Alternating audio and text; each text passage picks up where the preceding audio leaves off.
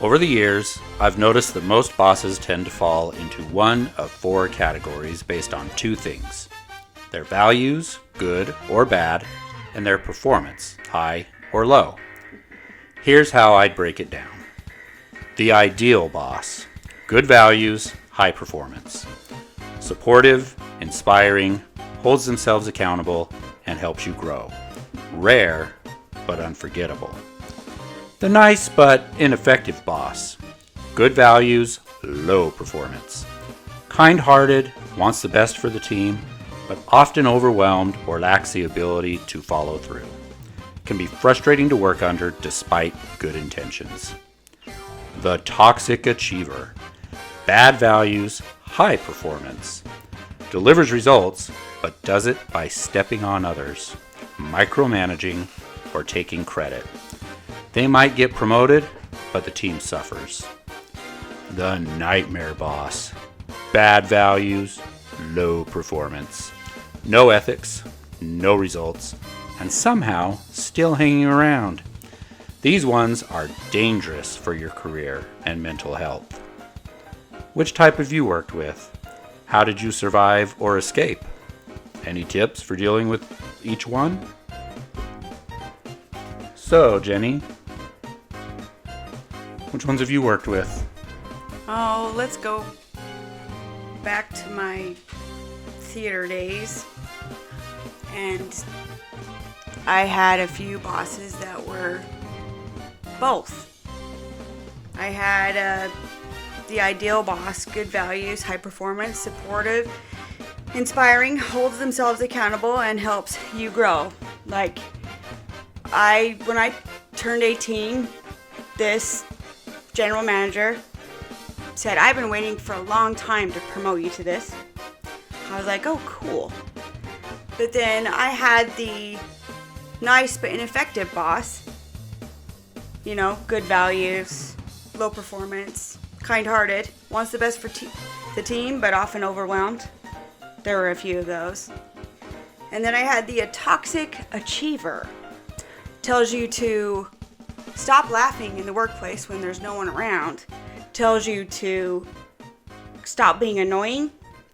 Tells you to, work, but never have fun. And at the movie theaters, if you've ever worked at the movie theaters, it's supposed to be a fun environment. Because, let's face it, you're 14, 15 when you've been there and you're like, okay, so how am I going to do this? And then you sit there and you're like, I don't want to work with this boss, especially the toxic behavior one. So I would ask to not be put with this boss because he was so hard for my self-esteem. I used to laugh all the time, but this boss, he knows exactly who he is if he's listening to this podcast. He made it so I don't laugh anymore. He told me I was annoying.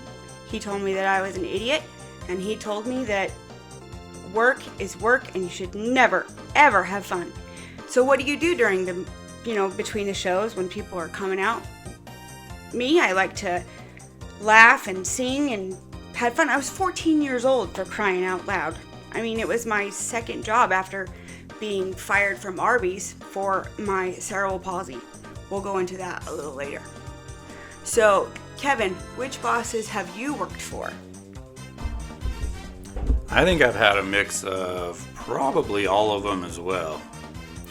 I can remember definitely one boss who he kind of fell in between two of these categories. He was the nice but ineffective boss and also the nightmare boss. He was kind of both of those, where he didn't really help us, just expected us to do what we were supposed to do, but then didn't train, didn't help, didn't do anything that would give us any direction on what we needed to do. He just expected us to do what we needed to do. So you had to figure it out on the fly. Yeah, exactly. And try to read his mind. I hate those bosses. Oh, they're the worst. And then I've also had, I think once, I've had the ideal boss who had good values and high performance. My boss right now is kind of like that. He doesn't micromanage. He doesn't really like over boss. I don't know how But to he say used it. to when you first worked there. He used to check on you because you used to call me and you're like, I know what I'm doing. And then you would call me and he's like, I just got a call from my boss and he was like, did you get this done? And you're like, I already did it. And he's like, oh, okay. So, sorry. Wasn't trying to interrupt you, but it's kind of fun. That's okay. You're right. He did at first, but after a while and after seeing that I did my work without being told exactly what to do, he would check in, which I think that's what the boss should do. If you know what you're doing, I mean, I've been there for 4 years. I kind of know what I need to do. So after that long, he just checks in every once in a while. So he kind of was, but now I think he's turned more into the ideal boss because he is supportive. He'll help when he needs to, but then again, well, he will if he's asked. No. He won't do it on his own. No, because remember when your employee was gone for 6 weeks and you had to do payroll all by yourself? And he's like, I will help you, Kevin. And then he didn't end up helping you? And you did it all by yourself? Do you remember that? I do. Yeah, Because you came home really cranky. And I felt really bad for you. But he did what I asked him to do. What? Check in on you? But you needed help. Because that's not being in compliance when one person is doing payroll for over 1,500 employees. Right, but yeah. I mean, 6 weeks with somebody on medical leave, they should, have somebody help you. Well, he should have, but I don't know why he didn't. Because he knew you could handle it. But if this happens again, are you going to take it? No. Because I will raise hell. I don't care. I will let him know that I need help with whatever it is that I need help with. Sorry, I probably shouldn't say hell. I'll raise heck. Can't say that on YouTube. Well, it just depends on what it is. But I've also had the nightmare boss the whole time. For instance, a boss that micromanaged everything, and even when I said I knew what I needed to do, still said, well, why don't you check with this other person first? Oh, that boss. Not going to name any names. No, but if they listen, they'll know exactly who they are. They would definitely micromanage, and they were always checking in and making sure that I was doing everything right. And yes, it was kind of a high-profile job, but every time they would do that, or tell me to check in. For example, there was a situation where I knew exactly what needed to happen, but they said, well, why don't you check with the lawyers just to make sure? So guess what? I checked with the lawyers like they asked, and what do you know? It was exactly what I said that needed to happen, that they said needed to happen. And then we got I think it was $180 bill from the lawyers that we had to pay because I made a phone call for 2 minutes asking if I needed to do what I knew I already needed to do. So definitely a nightmare boss. Low performance. I mean, they were hated by pretty much everyone, and not just at the company, but everywhere. It was kind of a high-profile position in the community, I'll just say that. Nobody liked this person at all. So, definitely had those. I think I've had pretty much one of all of these, but I think the biggest thing that I have ever come away with from any boss is how I wanted to be as a boss. Wouldn't you say that you've figured out what you want to be as a boss? Yeah, because I've had those bosses that are mean, right? And didn't treat the public with respect.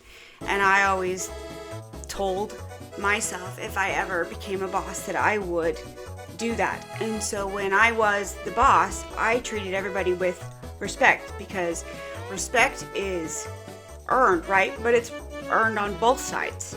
You can't start out by disrespecting somebody and expecting them to respect you. it has to come both ways until the trust is breached. You can't just say, well, I am the boss, so you have to listen to everything that I say. If you don't get feedback or anything like that from your employees, then they're not going to feel heard. They're not going to want to feel needed. And everybody wants to feel important at a job. They want to feel like their ideas and their values and their ideas are heard. You know, it's kind of like the water cooler conversation. You know, you sit there and you're like, okay, you're chatting with another boss and you're chatting it up and you're sitting there, and I think of The Office about this, is that you're telling the ideas, but then your bosses walk by and who tenses up? I did, because it was like, what am I going to say that's going to get me fired today? And we need to be better as bosses to not do that. And so we just need to be better at listening to our employees, at doing everything that we can to make our employees feel valued.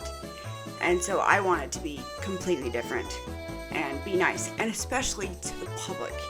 That's another thing. I was sitting at a restaurant and I heard this manager yell at some customers, and I was like, I would never do that. And I owned a few different businesses, and I never yelled at the customers.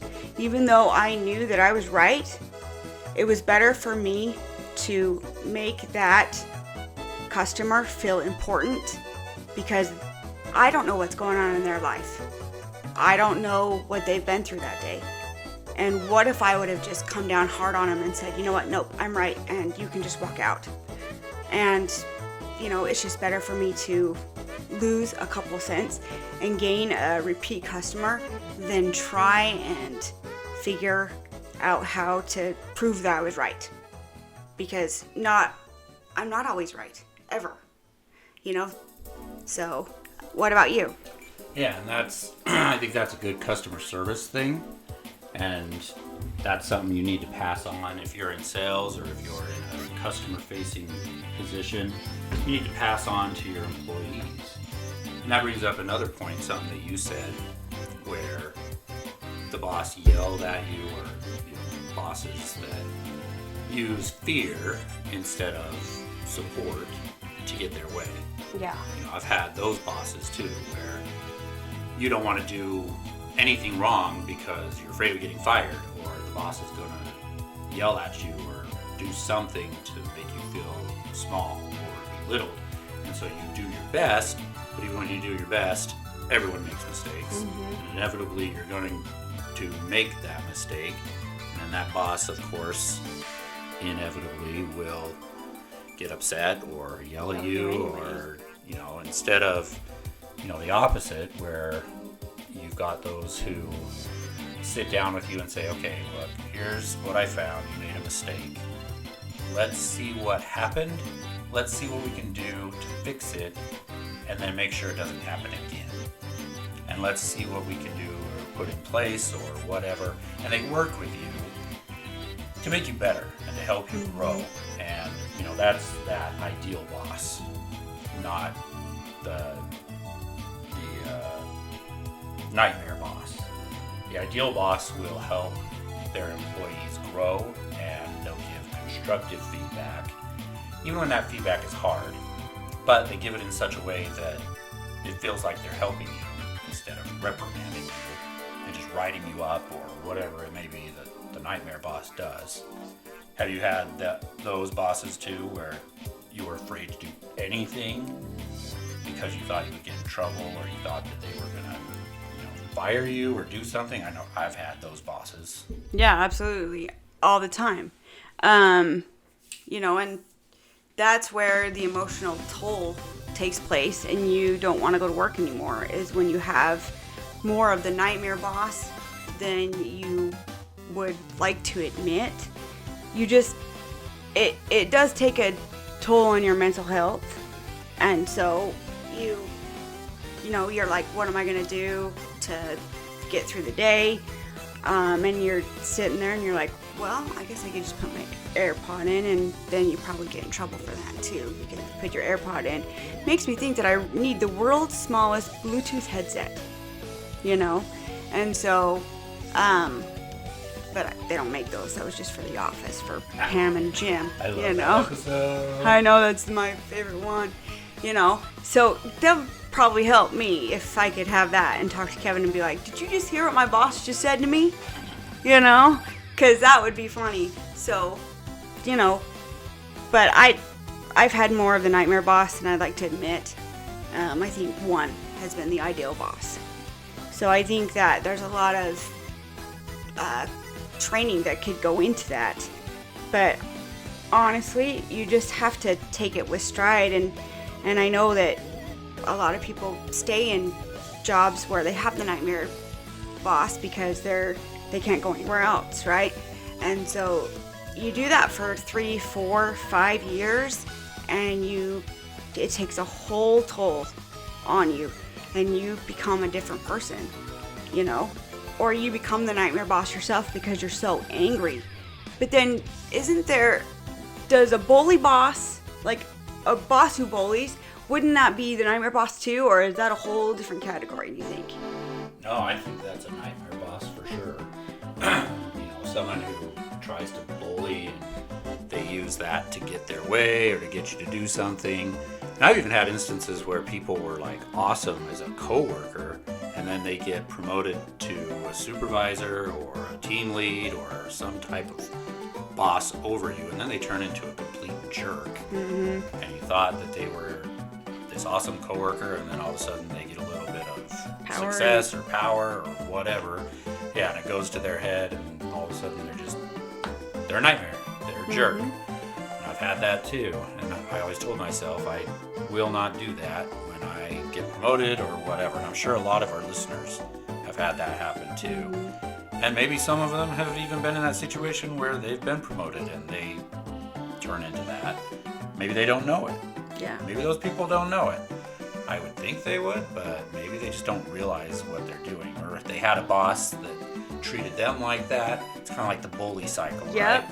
Where a bully in school, or a kid in school is bullied, and then they become big or whatever, and then they become the bully because that's what they know, because they were bullied. Mm-hmm. And so I think in the workplace it can be kind of the same thing. If you went through a job and you were bullied and that's all you know, then you may end up being a bully. And that's another thing, another aspect of a nightmare boss is that bullying aspect. Yeah. And you brought up a good point too with being afraid of getting in trouble or whatever. In a future episode or a future video, I'd like to go more into, I'm sure we can find instances where a company, I've actually been in this situation, and maybe we'll talk about it in a future one. The company is no longer around, but it was one of those things where during the Great Recession of 2008, they were starting to go under, and they were letting people go, and you didn't know if you were next, and it created this atmosphere of just tension, and you were trying your best, but people were still being let go, and you were afraid to go to work the next day because you didn't know what was going to happen. Every time you would see a door close and all of the higher ups would meet together, you're like, oh boy, who are they going to fire next? Yeah. That was the first thing that went through your head. And then maybe a week would go by and nobody got let go, but then 2 days later someone did. So those instances too, that's not directly related with what we're talking about, but some bosses create that atmosphere where it's like, I can let you go at any time. Yep. And you can't do a thing about it because at will states. Yep. There's only one state out of all 50 that is not at will. They can let you go for any reason, and that creates just a totally bad dynamic in the workplace. Right. And you just have to,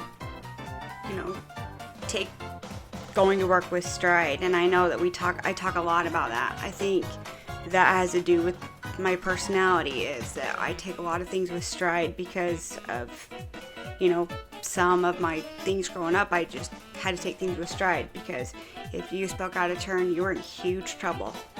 And so I try not to do that, with our kids, I try not to say, well, when they come home and they're like, I had a really bad day and my boss really stunk, right? I'm like, well, okay, so how could you fix this situation?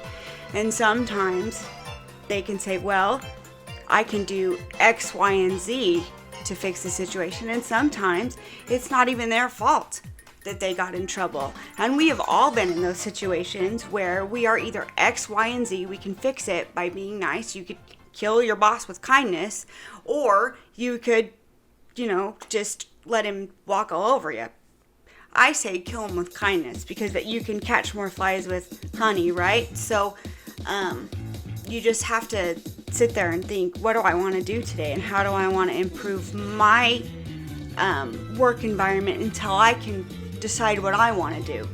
What your life goals are is what you're trying to go for.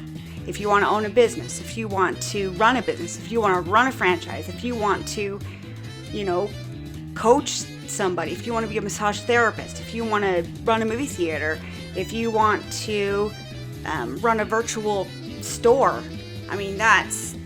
those are all great goals. If you want to just work your way through a company, a bank, then great, do it, because you can have a great career. And when I used to work for the bank, I always had the best holidays off. It was great. But see, when I worked for the bank, they didn't have Juneteenth, and I was like, dang, that's another one that everybody gets off that I never got off. But working for the bank was awesome, but I like this more. But I'd like to take a minute in the middle of this really fast and tell you that our video is sponsored by Evergreen Designs. So go to shopevergreendesigns.com. Sorry, I'm going to get in trouble for that, and you just said it for me, so yep. So there I it is. had the website. Yeah, sorry. So that's okay. My bad. You guys can laugh at it later, and you can tell me how weird I am. But we just want to take a minute and tell you that all of their shirts are outdoor, and I have like several, and I love them. And if you really want something that's customizable, you can reach out to them and see if you want to do that. They might be able to do that. So I know that they customized a couple for me. So give them a message. And if you say that you heard it on this podcast, say I heard it on our Max Talent podcast, then you get 5% off. So, but back to what we were talking about. So let's kind of wrap this up and say, what can we wrap this up with? I'm just going to say it. What can we wrap this up with? Well, I would say if you are in a situation where you have one of those bosses that are anything other than the ideal boss, two things. One, give them some grace. It's not easy being the boss.